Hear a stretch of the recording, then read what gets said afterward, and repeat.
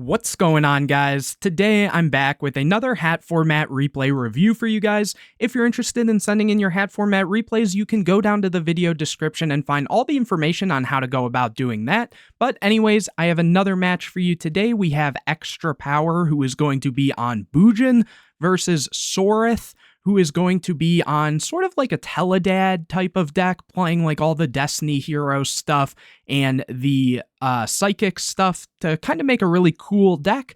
It's probably best to just watch and see how that plays out. So anyways, let's get straight into it. Here it looks like Extra Power is going to be starting this game out. Opening hands, we see Hair, Yamato, Chalice, Sinew, and Harume, and on the other side we see Soul Charge, Emergency Teleport, Reinforcement of the Army, Destiny Hero Dogma, and Krebons. And it looks like Extra Power gets a copy of Tenki for turn, summons Yamato, activates Tenki, adding a copy of Mikazuchi.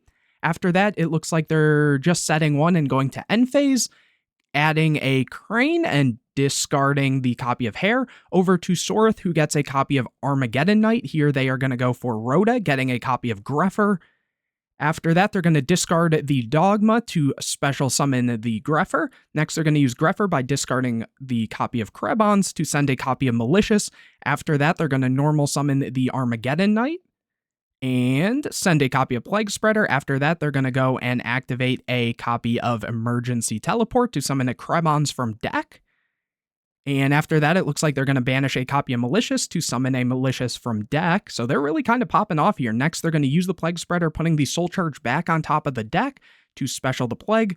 Here, they're then going to Synchro Summon for a copy of Void Ogre Dragon. Really cool card. It needs a Dark Tuner and one or more non-tuner monsters.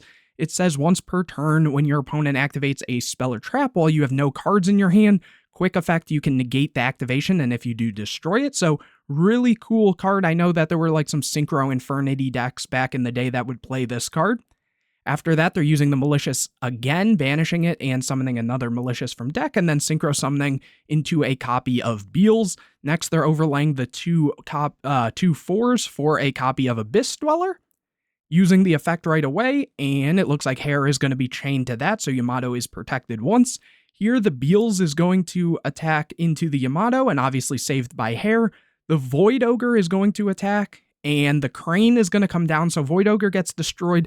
Kind of interesting play. I mean, you do want to out the Yamato and stuff, but it is kind of unfortunate how that actually goes and works out, simply because, you know, Sorith knew that Extra Power had the Crane, so it kind of feels weird. I mean, maybe you just want to get it out of their hand and stuff, but even then you're not really clearing there, so that is a little unfortunate.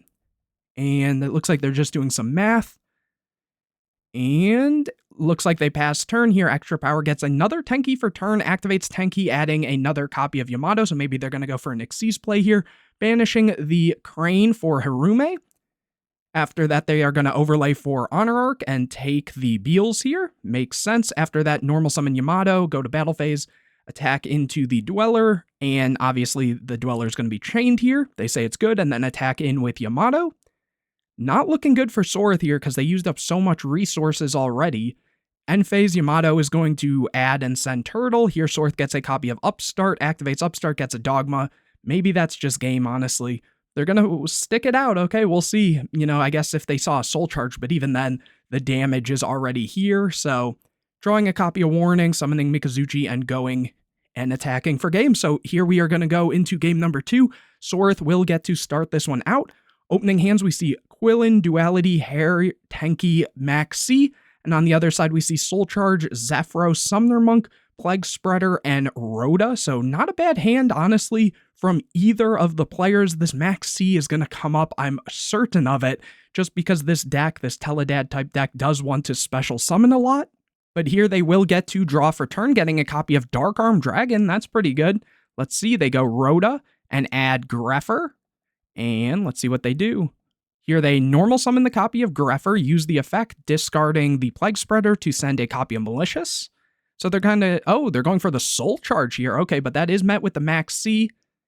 And so they are going to summon back the Malicious and Plague Spreader. Here, Extra Power is going to get a copy of Carnation. That's really good. They say it's good. Here they're going to synchro for a Colossal Fighter, I guess just trying to put up a body that can kind of recur itself, and passing over to Extra Power, who gets a copy of Crane.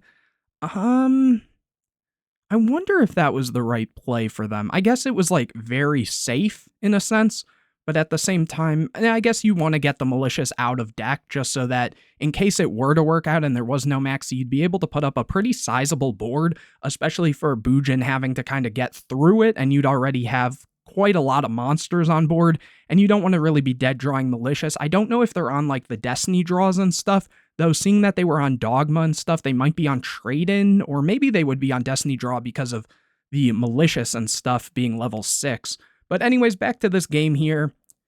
Oh, they drew the Crane, actually, I think, from the special summon of the Colossal Fighter, and drew Chalice for turn. Okay. Either way, they're going to go Duality, revealing and getting a copy of Mikazuchi, putting back the turtle and hair. After that, they're going to go Tenki, add Yamato. And they're going to summon the Yamato. Set the Chalice ahead of time. I wonder why they did that. Maybe just not to forget or something. I don't really understand why some people will set before, but, you know, it doesn't really affect the game state here. Yamato attacking into the Gruffer here. And then it looks like end phase, add Harume and send the hair back over to Sorth, who gets a copy of DD Crow. That's very strong. Oh, do they have 3? They do have 3 darks, so they can special summon the dead. And ooh, maybe that Chalice, though. Yep, the Chalice is going to be chained, negating the Dark Arm, but it will get a little bit of an attack boost. Here they're going to use the Plague Spreader, putting back... I kind of missed what that was real quick. Oh, the Summoner Monk. And then they're going to use the Malicious, summon the Malicious, and go for a Synchro Summon of Dark End Dragon. I don't think I've even shown this off on the channel too much, if at all. This one says once per turn you can target a monster your opponent controls. This card loses exactly 500 attack and defense, and if it does, send that target to the graveyard. And this does target, so... Oh, they don't have a turtle, though. And it sends, so that's pretty good. Here, they're going to use the effect to try to send the Yamato. And they take a second to think, and they just scoop it up. They, you know, that was a lot of damage and pressure on board. So, back into game number 3, and Extra Power will get to start this one out. Opening hands, we see Upstart, Yamato, Bottomless, Quillen, Sinew, and on the other side, we see the Summoner Monk, Destiny Draw. Okay, so they are on Destiny Draw. The Dogma, Armageddon Knight, and Destiny Hero Plasma. That's pretty cool if they can pull that off. Here, Extra Power gets a copy of Turtle for turn, activates Upstart, getting a copy of Carnation, summons Yamato, sets the Bottomless, and adds a Mikazuchi, sending the Turtle, and over to Sorth, who gets a copy of Allure Darkness. So they got a lot of, draw power in this game. Let's see if it works out. Here they're going to go Destiny Draw, discarding the Dogma, drawing a copy of Soul Charge and Krebons, activating the Allure, drawing a Malicious and E-Telly, banishing the Krebons, summon the Summoner Monk, use the effect, discarding the Soul Charge, going for Dark Greffer. Very interesting. I guess they needed an extra body regardless. And yeah, I guess the Soul Charge wasn't doing too much there anyway, so no, that makes sense. Here, though, it does get met with the Bottomless, which isn't great, but the E-Telly is going to come in, summoning a copy of Krebons here. And they're going to Synchro for Powered and Zektron. Haven't seen this on the channel, I don't think either, but it's a very cool card, even into modern Yu-Gi-Oh! I remember, like, the Crystron decks playing this. But anyways, this says, when this card is Synchro Summoned, this turn, this card cannot be destroyed by battle or card effects. Also, you take no damage. So in case there was something like a Crane, this would be a really cool card against it. They say it's good. They go to battle phase, attack the Yamato, and the Yamato is going to die here, but the Mikazuchi can then be special summoned. Going to end phase, and here Extra Power draws a copy of Breakthrough Skill. They take some time to think. And they normal summon the Quillen and go overlay for Susanoo. Use the effect of Susanoo, detaching the Quillen to send a copy of Hair. Next, they're going to use the Quillen, banish it to pop the Powered Insectron, go battle phase, and attack for some damage. Then they set the Breakthrough Skill and pass it back over to Sorth, who gets a copy of Dark Greffer. That's pretty good with the Malicious, though. Didn't they have one? They didn't have one. Oh, so they had this. So yeah, they could actually make a lot of plays here, I'm sure.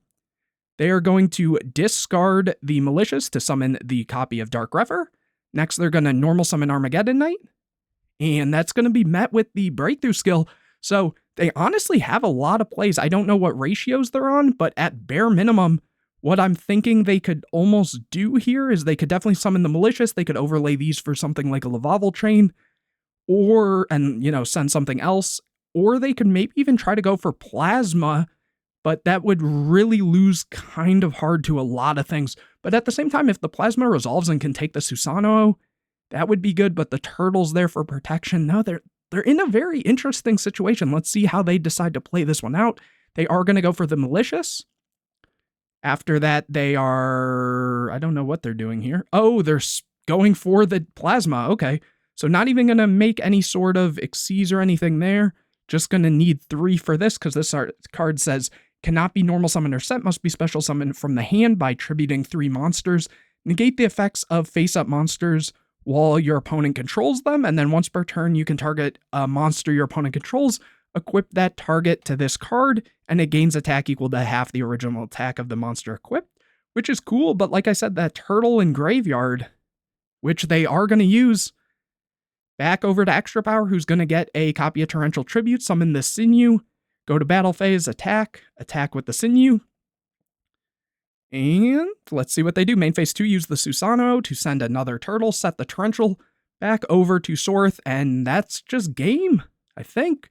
Just about. The Malicious is going to summon as a defender, back over to Extra Power, who gets a Crane, summon the Crane, go battle phase, Sinew into the Malicious, attack in with the Susanoo and Crane, and yeah, Extra Power takes that with Bujins. Pretty cool to see, honestly, this Tele-Dad deck go off, though it's unfortunate how it kind of played out. Bujin having so much protection and stuff can be really hard to stop once it starts going off. But anyways, hopefully you guys enjoyed this video. If you did, make sure to leave a like on it. Comment any questions or videos you want to see in the future. Subscribe to the channel. Hit the bell to get notified anytime I put a new video out. Share this video with your friends. And again, make sure to go down to the video description to find out how you can send in your hat format replays. But anyways, guys, I will see you in the next video.